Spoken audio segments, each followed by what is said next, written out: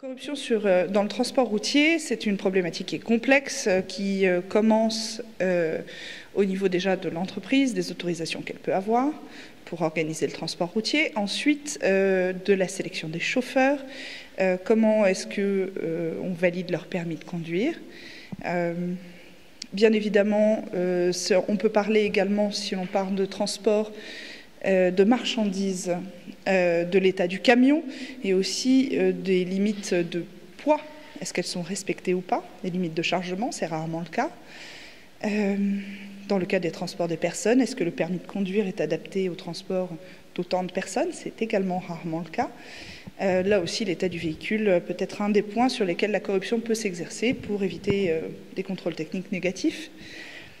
On peut également parler éventuellement des abus qu'il peut y avoir au niveau des chauffeurs sur la durée de temps, enfin la durée de conduite. On sait qu'il y a normalement des normes assez sévères là-dessus. Elles sont rarement respectées. Le Maroc là-dessus n'est pas le seul pays d'ailleurs à ne pas respecter ces normes.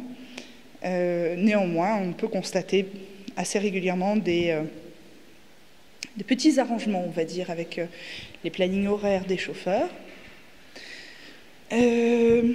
Quoi d'autre? Il est également une chose auquel il faut penser également, c'est que les poids lourds doivent passer par un certain nombre de routes. D'autres leur sont interdites pour une question de poids.